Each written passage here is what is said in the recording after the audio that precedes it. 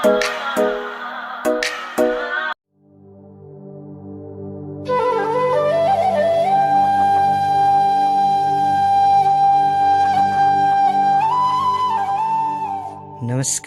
Radio उन्नति 92.9 मेगाहर्जमा आजबाट प्रसारण सुरु भएको साहित्यिक कार्यक्रम शब्दमालामा तमाम साहित्यिक मनहरूलाई हार्दिक स्वागत गर्दछु। म सुभाष विवास।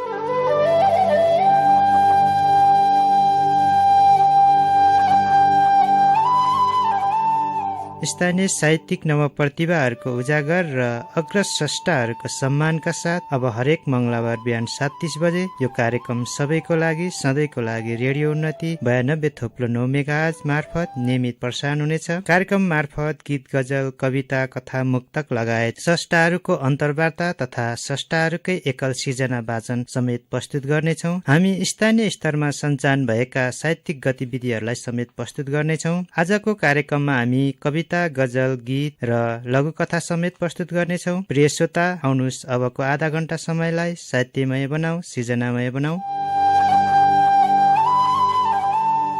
आजको पहिलो कोसेली उनीहरू र विकास शीर्षकको एउटा कथा प्रस्तुत गर्दैछु। यो कथा आदरणीय सर्जक अमृका ताम्राकारले लेख्नु भएको हो। उहाँ साहित्यलाई अति नै माया गर्ने टक्सारको सर्जक हुनुहुन्छ। उहाँको कथा यसरी अगाडि बढ्छ।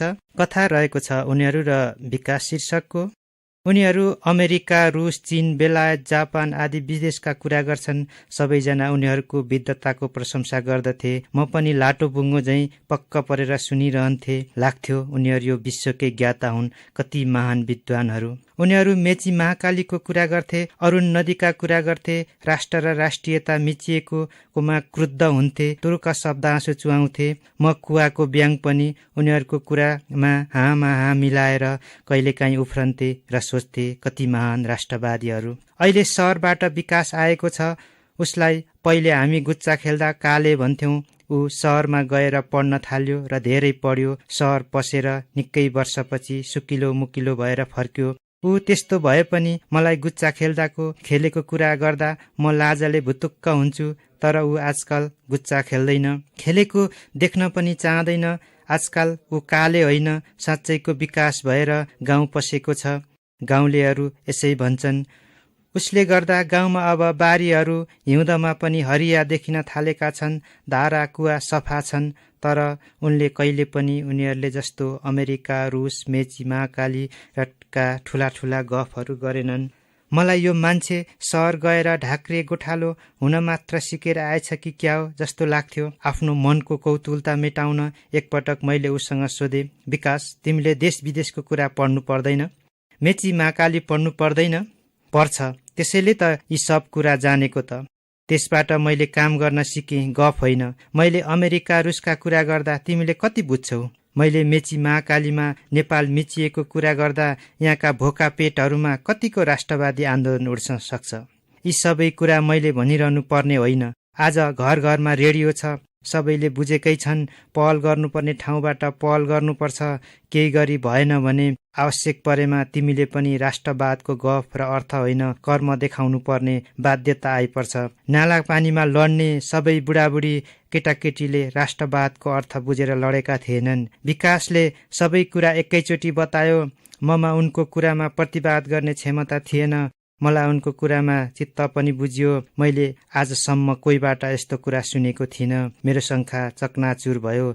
ऊ प्रति म झन आकर्षित भएँ। अहिले तपाईँ सबैको लागि सधैँको लागि रेडियो उन्नति 92.9 मेगाहर्जमा साहित्यिक कार्यक्रम शब्दमाला मार्फत अमृका ताम्राकारको कथा सुनिरहनु भएको छ। उनीहरू आज राष्ट्रवादका र अन्तर्राष्ट्रियवादका कुरा होइन, व्यक्तिवादका कुरा गरिरहेका रहेछन्। म टुसुक्क एक छेउमा बसेँ। मलाई उनीहरू लाटो बुङ्गो ठान्छन् र कुनै कुरा लुकाएर गर्दैनन्। हुन त मैले पनि सुन्ने काम मात्र गरेको छु, कसैले भन्ने काम गरेको छैन। कसैलाई भन्ने काम गरेको छैन। उनीहरूको कुरो यस्तो थियो, त्यो काले त सहरमा बसी पढेर आउन साथ ठुला मान्छे पो बनेछन्। एउटाको अभिव्यक्ति, गाउँका मान्छे पनि उसले जे भन्यो त्यसै गर्छन् ए गाँठे। अर्काको अभिव्यक्ति, त्यो किन सहर फर्कदैन? तेस्रो व्यक्तिले भन्यो, मैले सुनेको अब ऊ सहर फर्कदैन अरे, सहरमा ऊ जान नहुने भएर पो आएको रे। अर्को बुजुर्गको अभिव्यक्ति, के त्यस्तो बिगार गरेर आएको रहेछ न, घरपट्टिकै छोरी रे। एक गाँठे कुरा थाहा पाउनु र अस्ति कहाँको कुन्नी उसकै साथीले भनेर पो थाहा पाएको त। मलाई ती बुजुर्गहरूको गफहरूले रिङ्गटा लाग्यो। मेरो मनको विश्वासमाथि फेरि एकपटक भूकम्प चल्यो। आज गाउँभरि हल्ला छ, विकास सहर जान नसक्ने। मैले खास कुरो के हो भन्ने थाहा पाउन विकाससँग सोधे। उसले भन्यो, तिमीलाई मैले त्यसो गर्छु भन्ने विश्वास छ? मलाई विश्वास नभए पनि गाउँभरि हल्ला छ, हल्ला गर्नेका लागि जे पनि हल्ला हुन सक्छ। मलाई थाहा छ मैले भनेको कुरा गाउँलेहरूले मानेकोमा चित्त नबुझ्नेहरू पनि छन्। यो हल्ला उनीहरूकै काम हो भन्ने मलाई थाहा छ। गाउँ बिग्रियो भन्नेहरू पनि उनै हुन् जो होटलमा बसेर गफ मात्र गर्छन् र विद्धता छाड्छन् तर काम गर्दैनन्। तिमी सहर किन फर्कदैनौ त विकास? मैले फर्कनु पर्छ। मेरो रिजल्ट आएपछि जाउँला। सहरमा यहाँको खर्चले कहाँ पुग्छ र? अब गएपछि त्यहाँका बुजुर्गहरूका रात पनि आनन्दले कट्नेछ होइन त? त्यसो भए यी सब हल्लाहरू मात्र हुन् त? मैले पुनः आफ्नो शङ्का व्यक्त गरे। तिमीलाई पनि मेरो कुरामा विश्वास छैन भने म के भन्नु? अविश्वासीहरूको लागि मसँग विश्वासका शब्द छैनन्। मलाई विश्वास भयो जालीहरू जाल फिजाउन कति माहिर हुँदा रहेछन्, अल्छेहरू श्रम चोरी खान कति सिपालु हुँदा रहेछन्। विकासको रिजल्ट निस्केछ, ऊ पास भएछ, ऊ सहर फर्क्यो।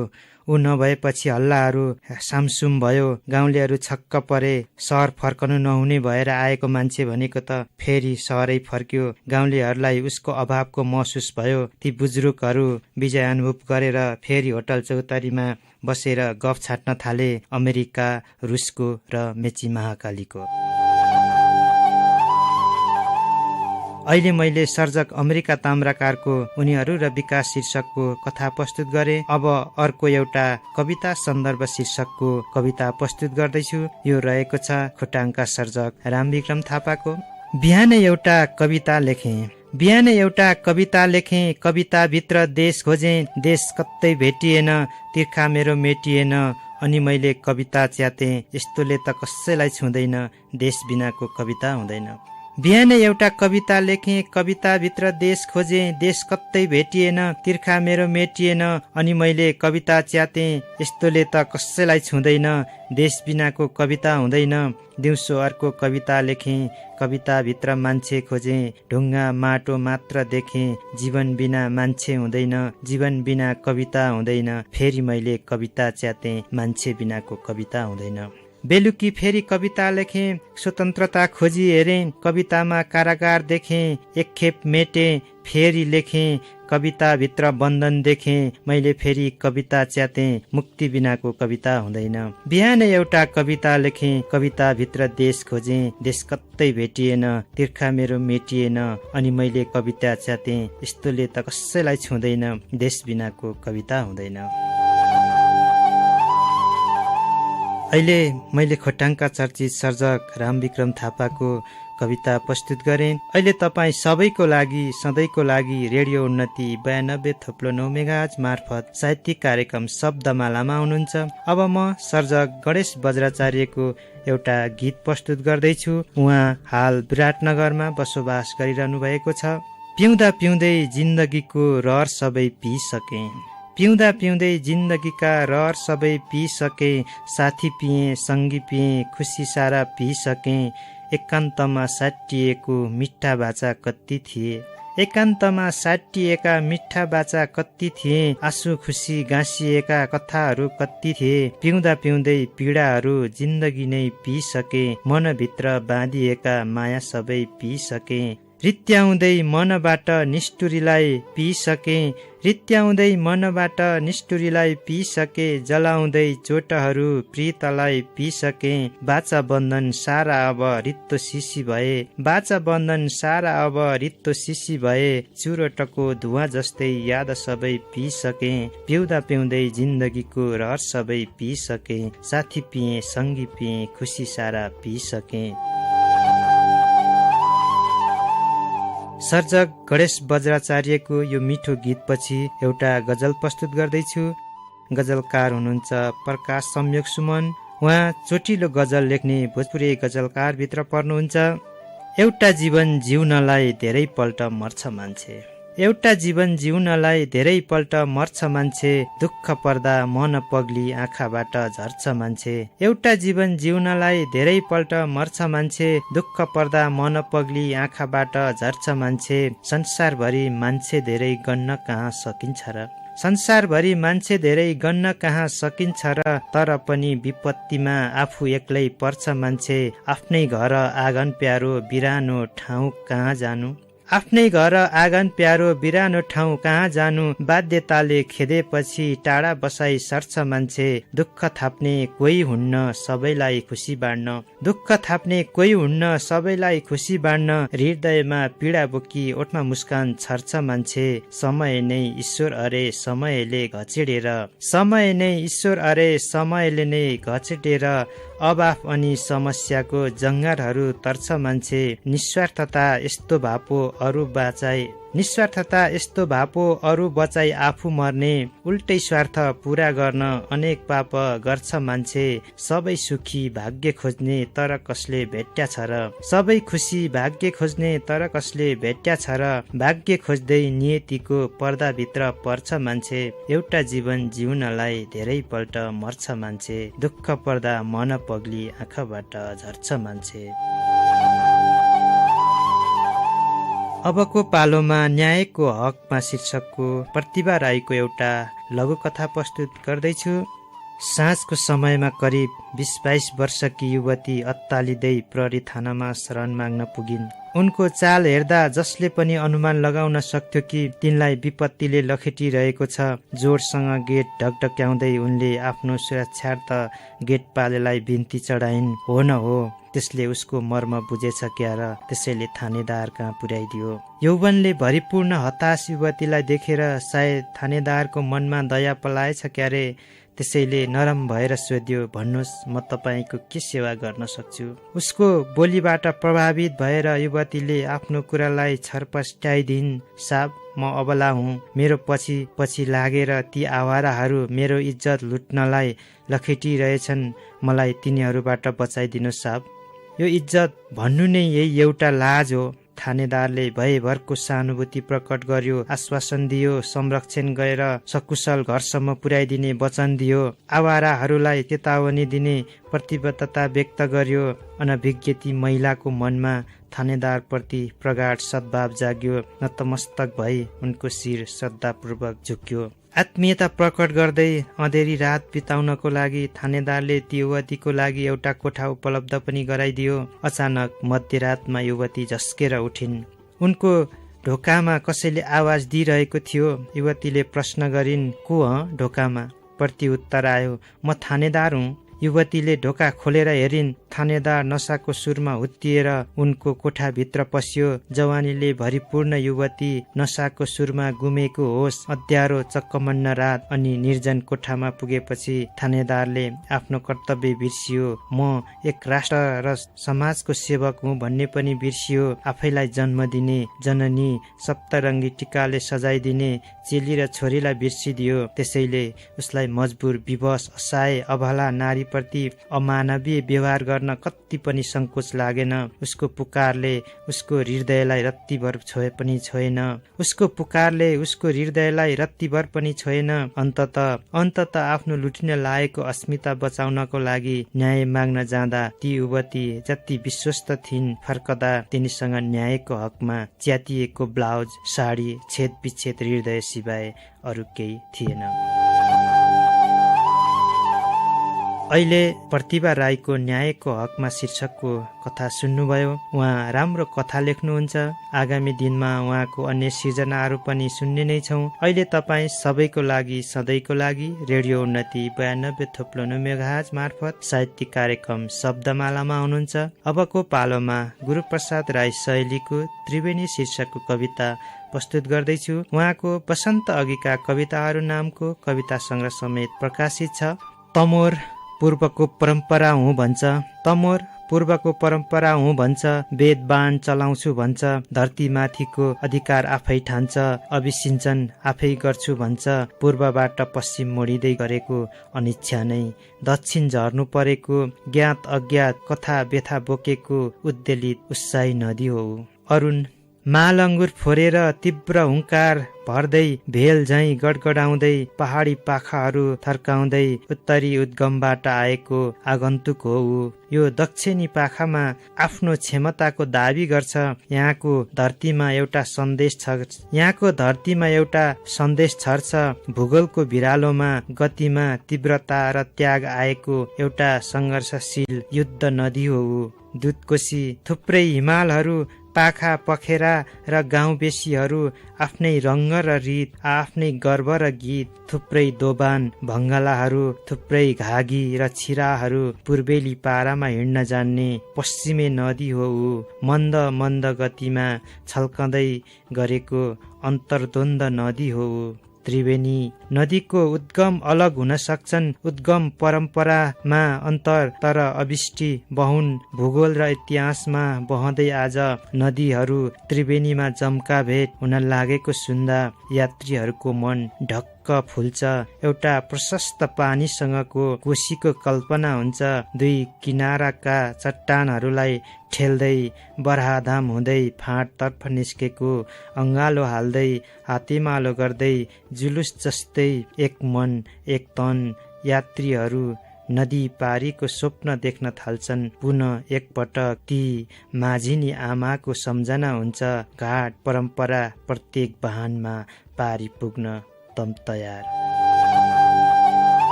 अहिले तपाईँ सबैको लागि सधैँको लागि रेडियो उन्नति 92.9 मेगाहर्जमा साहित्यिक कार्यक्रममा हुनुहुन्छ।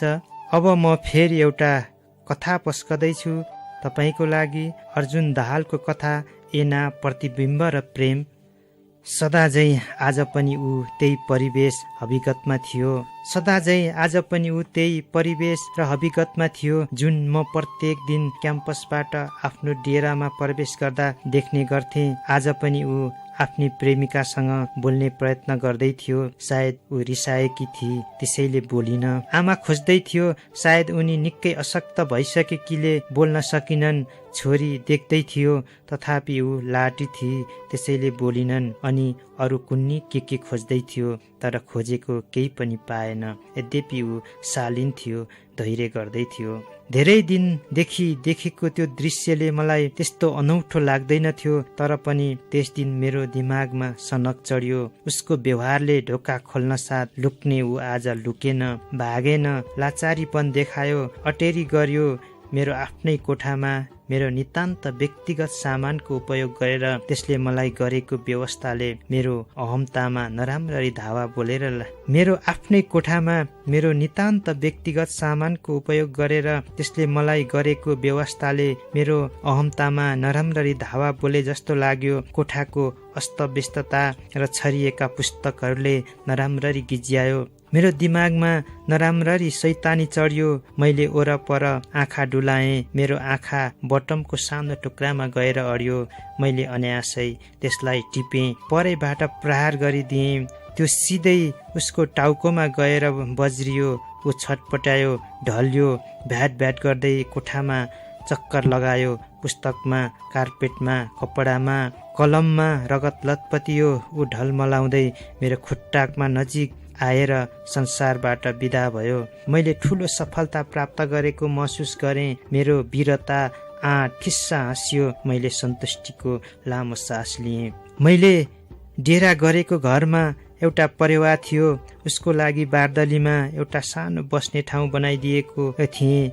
दिनमा होस् कि रातमा ऊ त्यही सानो गुडमा बस्थ्यो। मानिसहरू त्यसको छेउमा गयो कि ऊ ठुङ्न झम्टन्थ्यो। ऊ क्रोधी थियो, तथापि यो क्रोधीपना मानिसलाई मात्र देखाउँथ्यो। वयस्क हुँदा नै उसको पखेटा उखेलिदिएको रे। यद्यपि हाल ऊ बुढो थियो। त्यही मानवीय क्रूरताले हो कि उसलाई मानवीय व्यवहारप्रति घृणा लाग्थ्यो। यद्यपि ऊ केही गर्न सक्दैनथ्यो। विवश बनेर बाँच्ने प्रयास गर्थ्यो। त्यसलाई नै बाँचेको भन्नु पर्ला। त्यो दिन पनि भन्दा पूर्व उसको मुटु चलिरहेको थियो। मैले थाहा पाएसम्म त्यस घरको कान्छो छोरो जापान जाने बेलामा परदेशमा सुख शान्ति प्राप्त होस् भन्ने उद्देश्यले भाकल उठाएर एक जोडी परेवा त्यस गुडमा ल्याएर राखिएको थियो। तिनीहरू र तिनका सन्तानलाई मानवीय प्रयोगको लागि हत्या गर्नुहुन्न थियो। त्यसको 5 महिना पछाडि पोथी परेवा पनि मरी। त्यसपछि भाले परेवा नितान्त एक्लो बन्यो। उसको आत्मा रोयो, भाव हरायो, लालीमा डुब्यो।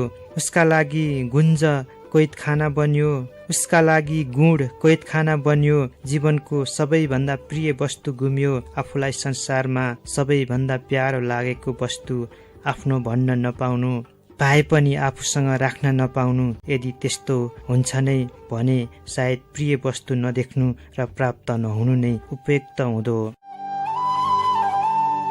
अहिले तपाईँ सबैको लागि सधैँको लागि रेडियो उन्नति 92.9 मेगाहर्जमा साहित्यिक कार्यक्रम शब्दमाला मार्फत अर्जुन दाहालको कथा एना, प्रतिबिम्ब र प्रेम सुनिरहनु भएको छ।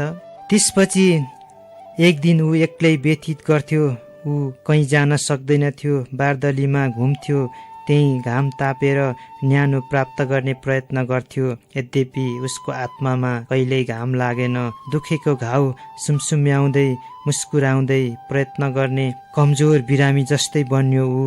मृत्यु भन्ने शब्द जिब्रोमा खेलाउन जति सहज हुन्छ, मृत्यु त्यति नै सहज भइदिएको भए ऊ पनि सायद पहिले नै संसारबाट बिदा भइसक्थ्यो। तर यो उसको काबु बाहिर थियो। जब म त्यो घरमा डेरा सरे त्यसै दिन उसले म प्रति घृणा व्यक्त गरेको थियो। मलाई घृणा गरेको जस्तो गर्थ्यो। तैपनि ऊ मेरो कोठामा निसङ्कोच पस्थ्यो। खोइ के खोज्थ्यो कुनी, बार बार कोठामा चक्कर लगाउँथ्यो। त्यसको 2-4 दिन पछाडि नै उसमा एउटा अस्वाभाविक परिवर्तन आयो। उसले मेरो कोठामा भएको सानो एनासँग अपूर्व प्रेम देखाउन थाल्यो। ऊ एनाको वरिपरि घुर्थ्यो, चुच्चो एनामा जोड्थ्यो। उसको यो छोटो पखेटा भ्याट भ्याट पार्थ्यो, एनामा चढ्दै ओर्लँदै गर्थ्यो। सुरुमा उसको व्यवहार मलाई बिना पैसाको अमूल्य मनोरञ्जन बन्थ्यो। उसले के खोज्थ्यो, किन त्यसो गर्थ्यो, त्यति पनि कहिल्यै चासो दिइन। उसको दैनिक व्यवहार पछिल्ला दिनहरूमा मेरा लागि झर्को लाग्दो बन्न थाल्यो। म ऊ मेरो कोठामा नआइदिए एना हेरेर प्रतिबिम्बसँग प्रेम नगरे हुन्थ्यो जस्तो लाग्थ्यो। छायासँग प्रेम र भगवानसँगको माग कहिल्यै पूरा नहुने विषय हुन् भनेर बुझ्दैनथ्यो, वा बुझे पनि उसको मन मान्दैनथ्यो। उसको त्यो व्यवहार हटाउन मैले उसलाई धेरै पटक लखेटेथे, पिटेथे, कति पटक निर्दयी बनेर पछारेको पनि थिएँ। तथापि उसले त्यो मोह कहिल्यै त्याग्न सकेन।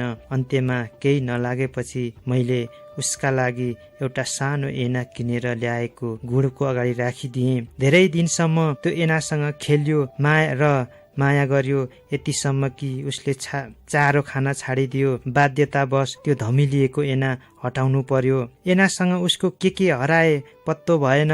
उसका पाइला थाकिसकेका थिए। यद्यपि यात्रा टाढा भइसकेको थियो। बाँच्ने रहरको सामु उसका अगाडि उजाडिएको परिवेश उभिएको थियो। उज्यालो दिनको लामो प्रतीक्षामा सायद ऊ भित्रभित्रै जलेर बाँचिरहेको थियो। पुनः उसले मेरो कोठामा पस्ने र एना प्रेमको कथा पुनरावृत्ति गर्न थाल्यो। म कोठामा भए पनि नभए पनि ढोकाको च्यापबाट सुटुक्क कोठामा छिर्नु, एनाको वरिपरि घुम्नु, प्रतिबिम्बसँग उत्तेजना देखाउनु, विद्रोही स्वभाव देखाउनु, पुस्तक च्यात्नु, बेडमा फोहोर पार्नु उसको दिनचर्या थियो। फलत त्यो मेरो पैतालामा गाडिएको झिक्नै नसकिने काँडा बनेको थियो। जुन दिन मैले उसको हत्या गरिदिएँ त्यस दिन मैले आफूलाई विजयी खेलाडीको रूपमा मूल्याङ्कन गरेँ। म अर्काको घरमा डेरा गरेर पढ्ने विद्यार्थी थिएँ। तथापि घरको परेवा मार्दा मैले पछुतो गरिनँ, किनकि घरकी दिदीले पनि कहिलेकाहीँ काम लाग्ने जति बढी खप्छन् भनेर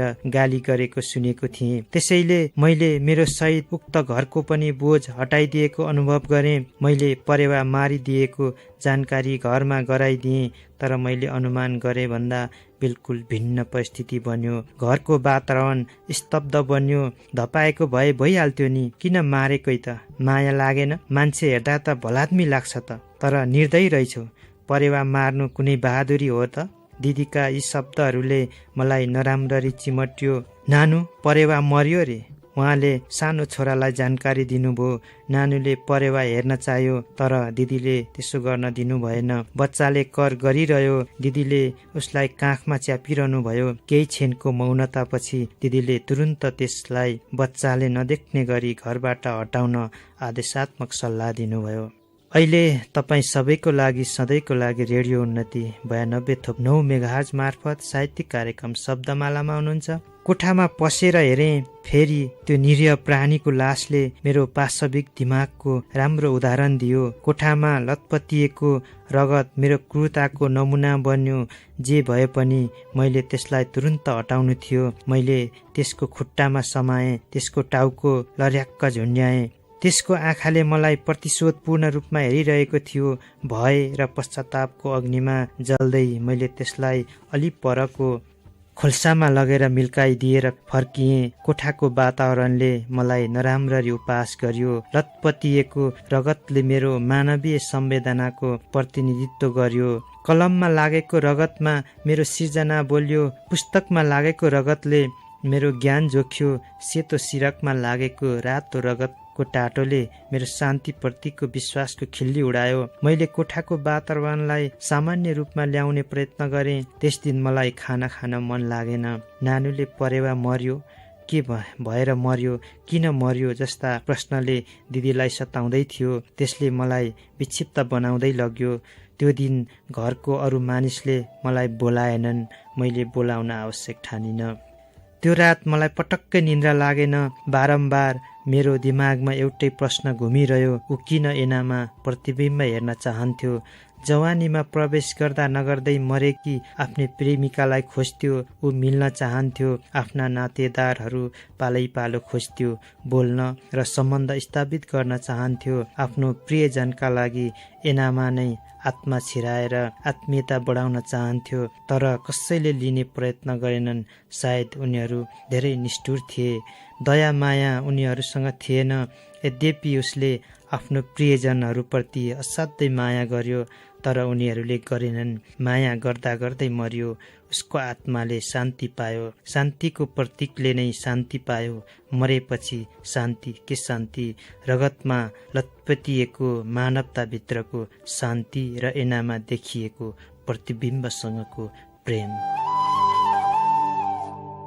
अहिले तपाईँ सबैको लागि सधैँको लागि रेडियो उन्नति 92.9 मेगाहर्ज मार्फत साहित्यिक कार्यक्रम शब्दमालामा हुनुहुन्छ। अहिले मैले कार्यक्रम शब्दमाला मार्फत अर्जुन दाहालको कथा एना प्रतिबिम्ब र प्रेम प्रस्तुत गरेँ।